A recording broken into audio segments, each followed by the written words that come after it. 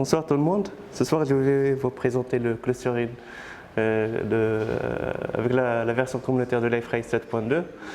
On va voir les différents modes de fonctionnement du cluster avec les différents modes de découverte, que ce soit du TCP ping, GDVC ping, et je vais vous faire un retour par rapport à S3 ping. Juste avant de passer au slide suivant, normalement le clustering, ce n'est pas une nouveauté de la version 7.2, elle est revenue depuis la version 7.0 je pense. Il y a des gens de la communauté qui ont déjà essayé d'implémenter et de faire leur propre implémentation avant qu'elle vienne officiellement sur la version 7.1.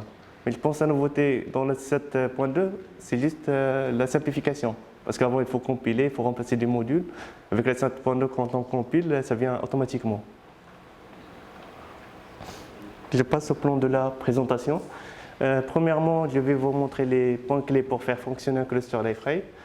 Après, j'ai inclus un slide exprès avant de passer à la partie configuration des différents modes.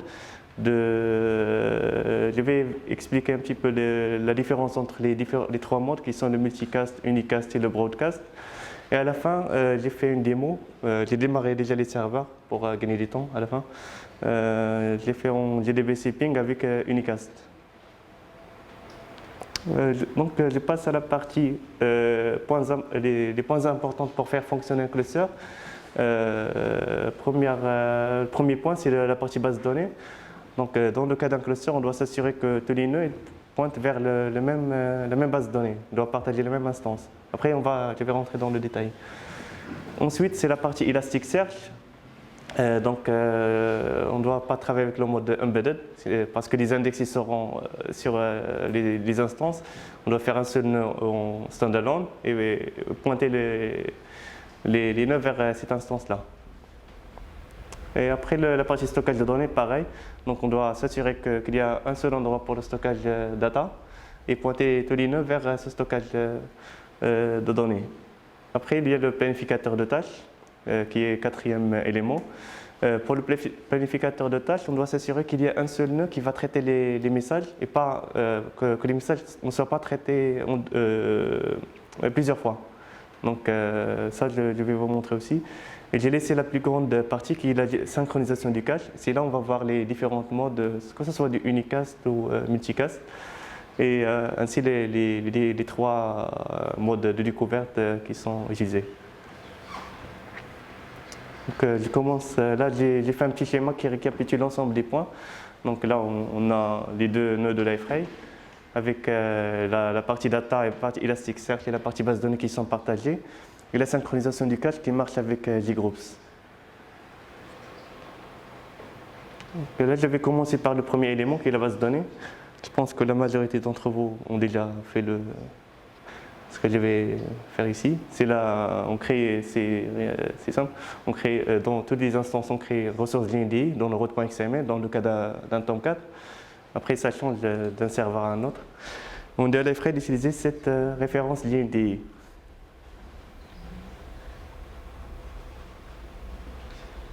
Pour la partie Elasticsearch, ça la config, normalement ça se fait via OSGI.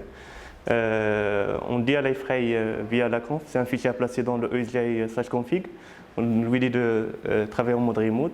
Et là, on indique l'adresse IP de l'instance Elasticsearch qu'on a déjà démarré au préalable. Le troisième point, c'est la partie stockage de documents. Donc on doit s'assurer que les instances de Liferay partagent le même stockage. Liferay, normalement, il offre plusieurs connecteurs par défaut, que ce soit du DB Store, du S3 Store ou bien du File System Store. Après, on peut faire notre propre implémentation pour faire fonctionner. Il y en a aussi qui utilisent AirSync. Ils laissent les données dupliquées sur plusieurs instances et ils synchronisent entre les nœuds. Dans ce slide, j'ai fait deux exemples. Le premier, c'est un partage NFS simple. Donc, on doit s'assurer d'avoir un partage NFS avant et changer le stockage vers le chemin du partage NFS. Le deuxième, c'est un stockage sur S3 d'Amazon. Donc la conf se fait sur deux étapes. Il y a une partie dans le portail UXT, il y a une partie qui se fait via OSGI, c'est toute la partie crédentielle et la partie région et le bucket. Il faut juste s'assurer que l'utilisateur qui est servi pour générer les crédentiels, il a les droits d'écriture sur ce bucket. Après vient la quatrième position, c'est le planificateur de tâches Quartz. Normalement, quand on démarre les instances d'un même cluster, le Quartz Schedulaire va choisir un seul master node. Et ça, on le voit pour voir qui est le master node, on peut voir dans les logs ce log-là. Il faut aussi s'assurer que le flag schedulaire.enable est égal à true sur l'ensemble des nœuds pour faire marcher. Sinon, on doit le désactiver sur tous les nœuds. Il y a aussi un deuxième point important, c'est que quand on implémente un job Quartz, il faut s'assurer d'utiliser le type de stockage, parce que dans la version d'XP, c'est changé. Il n'y a plus le stockage en base de données. Il est en mémoire et il faut juste utiliser les deux modes, le memory clustered ou bien persisted. Le premier, c'est juste la manière du pool qui change. Il faut éviter d'utiliser le memory, parce que le memory, ça n'assure pas que ça marche avec le cluster. Là, je passe au cinquième point, qui est la synchronisation du cache. Donc, dans ce slide, j'ai mis quelques rappels sur le fonctionnement global de Liferay pour la gestion du cache. Normalement, Liferay utilise OHCast pour gérer la partie cache, que ce soit en file system ou bien en mémoire. Et JGroups pour synchroniser le cache entre les nœuds. Le mode qui est utilisé par défaut, c'est le multicast. Après, pour le fonctionnement, Liferay se base sur deux canaux. Normalement, il y a un canal de contrôle et un canal de transport. Et le canal de transport, il peut aller de 1 jusqu'à 10. Pour des raisons de performance, il est conseillé de réduire ce nombre au minimum. Comme le cas de Liferay, il utilise un seul canal pour le transport. Il y a aussi pour le multicast. Le multicast il utilise des canaux de diffusion.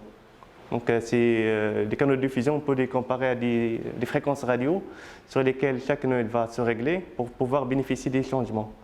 Donc, les instances qui doivent s'abonner doivent utiliser le même adressage qui est dédié pour le multicast.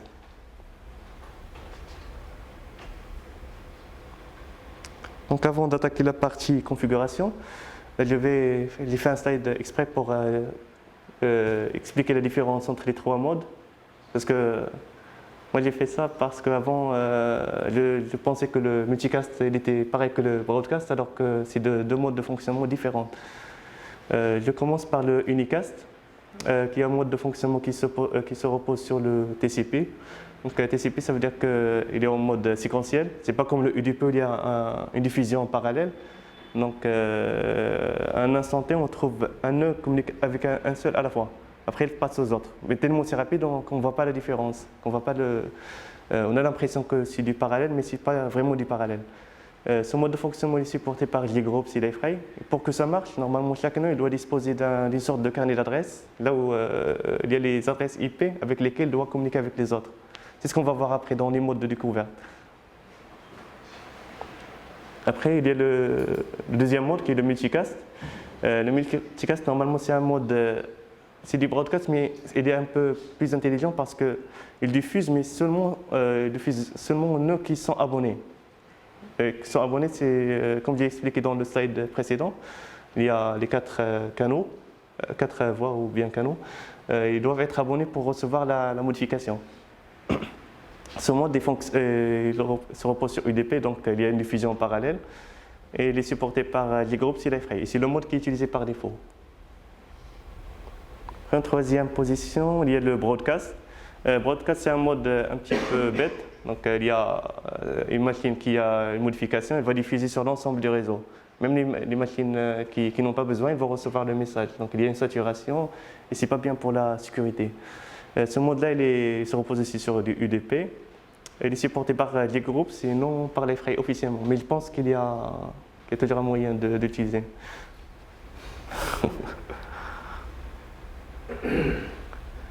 Après, je passe à la partie configuration. Je vais commencer par le multicast. Donc, le multicast, normalement, je pense que la majorité d'entre vous ont déjà fait ça. Il suffit juste d'activer les flags. Et comme les canaux ils sont déjà pré-paramétrés, Liferay fait le reste, fait tout le boulot. Et ça marche. Je passe au unicast qui demande il est un petit peu plus compliqué parce qu'il demande des étapes pour pouvoir l'activer.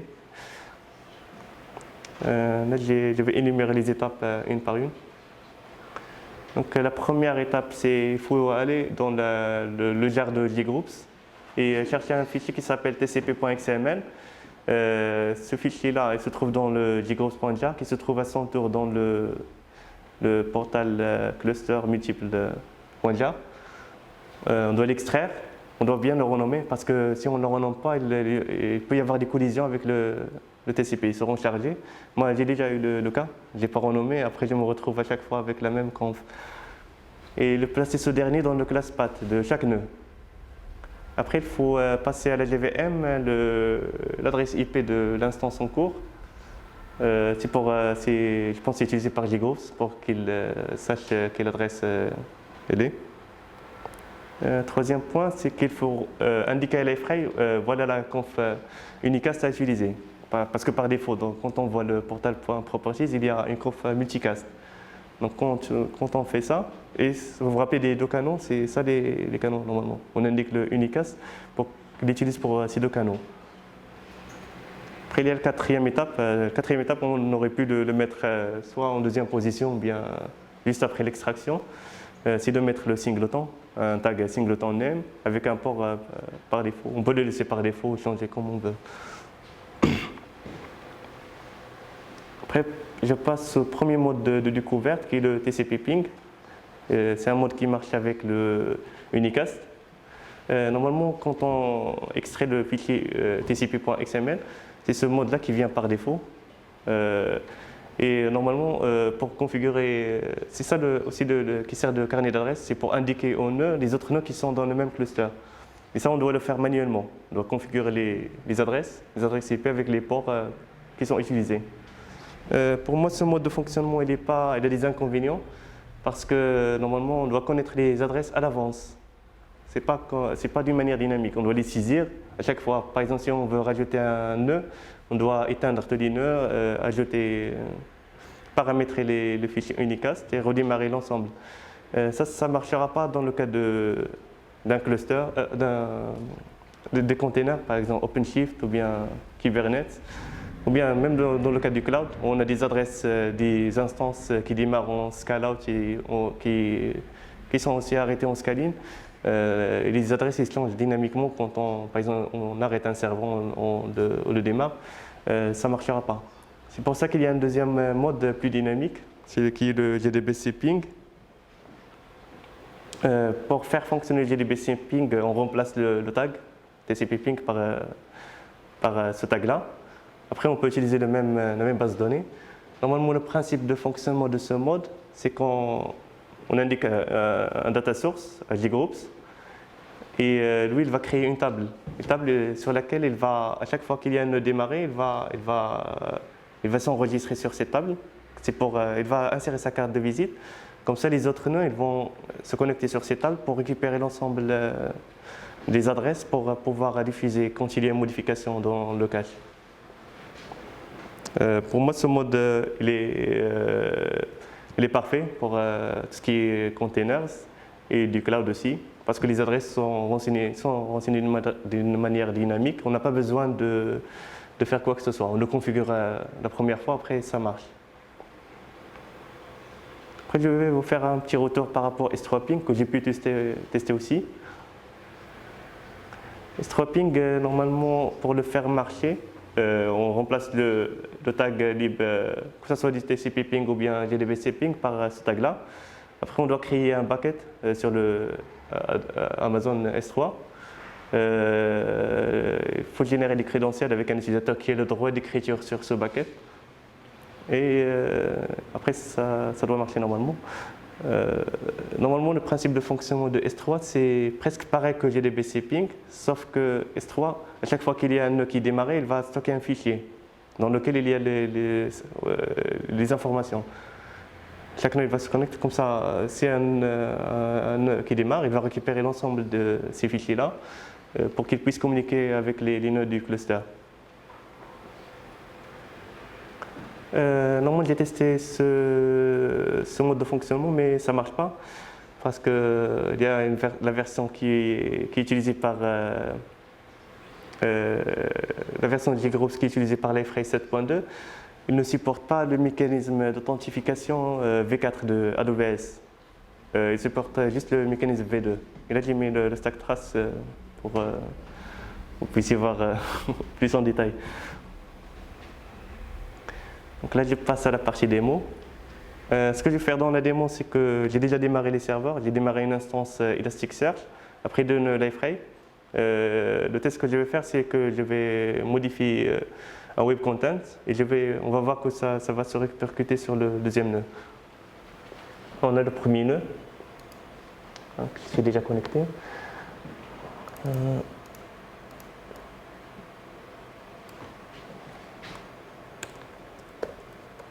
Je vais changer le titre par exemple.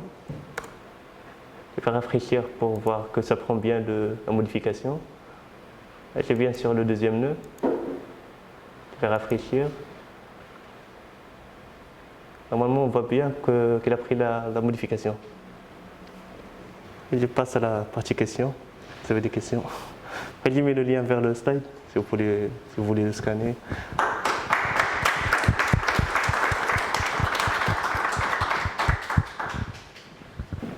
Omar, entre unicast et multicast, comment tu fais ton choix en fait?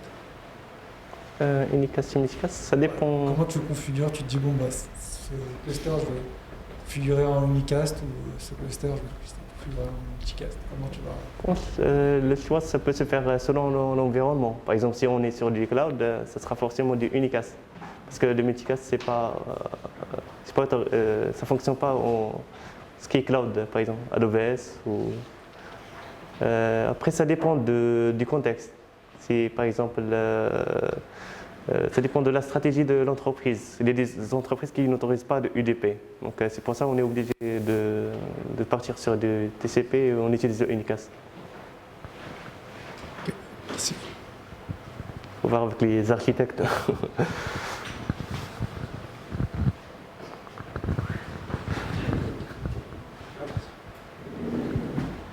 Bravo Omar pour la présentation. Moi j'avais une question sur l'unicast où tu avais dit que c'était recommandé de minimiser au maximum le nombre de canaux de transport. C'était... Ça, je l'ai vu dans le portal Properties de Liferay. Et aussi c'est là où il y avait une phrase qui disait de réduire ce nombre. Je pense que c'est pour ne pas saturer le réseau. Ça doit être un truc comme ça. Après, du coup, sinon, si tu as à définir plusieurs canaux de transport, il fallait aussi définir le même nombre d'unicast.xml. Les canaux, normalement, à l'unicast, je pense qu'on peut utiliser le même. Dans ta configuration, tu avais fait référence à ton canal de transport 0, où tu as mis ton nom de fichier unicast.xml. Ouais. Et du coup, si tu as à définir un autre canal de transport, je pense que tu peux utiliser le même. Le même. Parce que par défaut, normalement, tu as les confs au multicast. Moi, ce que j'ai fait, c'est que j'ai pointé vers le unicast pour les deux canaux. Et je pense que ça peut être pareil si on rajoute d'autres canaux de transport. Ok, merci.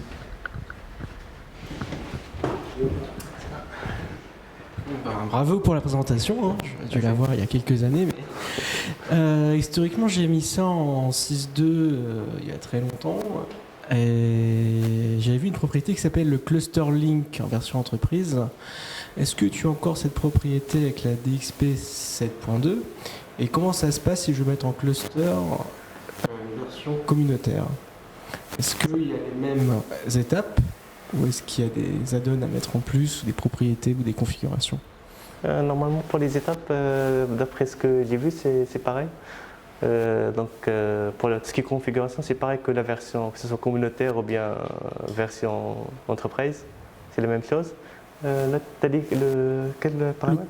Cluster Link. Cluster Link. Ouais. Oui, il faut l'activer, le mettre à true pour faire fonctionner. Parce qu'en 6.2, ce Cluster Link n'était pas natif, je pense, d'après les souvenirs. Il y a deux paramètres. Si. Il y a le Cluster Link enabled, il y a le deuxième pour la réplication. Oui, effectivement, c'était qu'en Enterprise Edition. Mais maintenant, la CE est... Tout le monde est d'accord et c'est super. Oui, il y a besoin d'installer. Maintenant, c'est télécharger un plugin supplémentaire en C2. Ah oui, il y avait le plugin aussi. C'est pas nécessaire. Là, c'est intégré. Embarqué. Ok, ça répond à ma question. Merci. J'ai oublié ce point parce que dans Notice 2, normalement, il faut télécharger des marketplaces, un plugin. Et sur la salle 2, j'ai pas eu à faire ça. D'autres questions? Je veux bien ajouter un truc par rapport à la réponse pour la question de Ashraf en fait, sur multicast versus unicast. Parce qu'on pourrait penser que le truc le mieux c'est sur unicast, parce qu'en définitive ça marche dans tous les environnements, puisque ça marche aussi bien en cloud qu'en réseau local. Donc on pourrait se dire, systématiquement, je vais mettre que de l'unicast. Et c'est vrai que ça, d'ailleurs, c'est une bonne pratique pour 90% des cas. Sauf que l'intérêt vraiment du multicast, c'est surtout s'il y a beaucoup de nœuds en fait. Parce que s'il y a le problème de l'unicast, c'est qu'après, chaque fois qu'un nœud envoie un message aux autres, si les autres, c'est 3 autres nœuds, il va envoyer 3 messages séparés. Donc ça fait 3 messages sur le réseau. Bon, alors souvent les clusters c'est 2 nœuds, 3 nœuds, 4 nœuds, donc c'est pas très grave. Mais admettons que vous ayez une méga installation et vous avez, je sais pas, 50 nœuds en cluster. Bon, là, ça va coûter cher en licence, mais imaginons. Et bien là, le truc qui est terrible, c'est que chaque fois qu'un nœud va faire une modif dans la base de données, il va envoyer un message aux 49 autres. Ils vont envoyer 49 messages. Donc du coup, ça va complètement saturer le réseau, et puis même en termes de nombre d'appels, etc., même la machine en lui-même, ça va générer plus de CPU, etc. Donc si vous avez à partir d'un nombre important de nœuds, ça devient, j'ai envie de dire, très intéressant de mettre du multicast, quoi. Mais du coup, il faut être quand même sur un réseau local, et enfin, on ne peut pas le faire dans le cloud, quoi. Voilà. Je réfléchis à ta remarque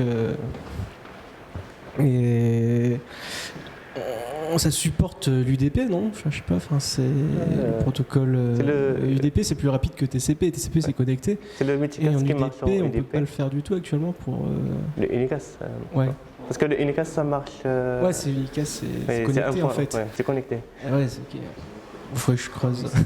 Ok, merci. Compris.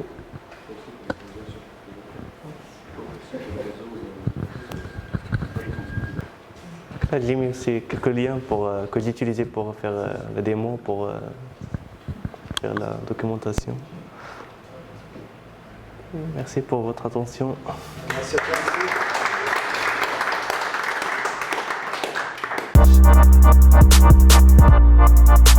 toi.